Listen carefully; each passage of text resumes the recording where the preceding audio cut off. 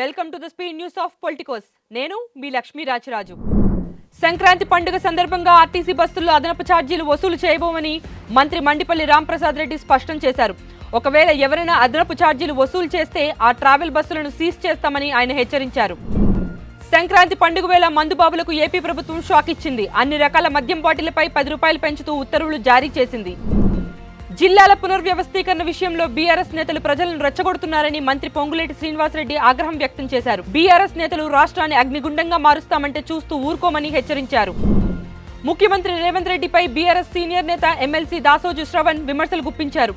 Traffic చలాన్లను auto debit ద్వారా నేరుగా bank ఖాతాల నుంచి వసూలు చేయాలని సీఎం పోలీసులకు సూచించడంపై ఆయన మండిపడ్డారు. విజయ్ నటించిన జననాయకన్ సినిమా విడుదలలో జాప్యంపై కాంగ్రెస్ నేత రాహుల్ గాంధీ స్పందించారు. ఈ చిత్రానికి అడ్డంకులు సృష్టించడం తమిళ సంస్కృతిపై దాడి అని ఆయన విమర్శించారు. నిర్మాత దిల్ రాజు నిర్మాణంలో తెరకెక్కుతున్న ఎల్లమ్మ సినిమాకు సంబంధించిన అప్డేట్ను ఇచ్చారు. సంక్రాంతి కానుకగా జనవరి 15 సాయంత్రం 4:05 ఈ సినిమాకు సంబంధించిన ఫస్ట్ గ్లింప్స్ ను విడుదల చేస్తున్నామని తెలిపారు. అమెరికా అధ్యక్షుడు డొనాల్డ్ ట్రంప్ కీలక ప్రకటన చేశారు. ఇరాన్తో వ్యాపారం చేసే దేశాలపై 25% సుంకం విధిస్తున్నట్లు ఆయన ప్రకటించారు.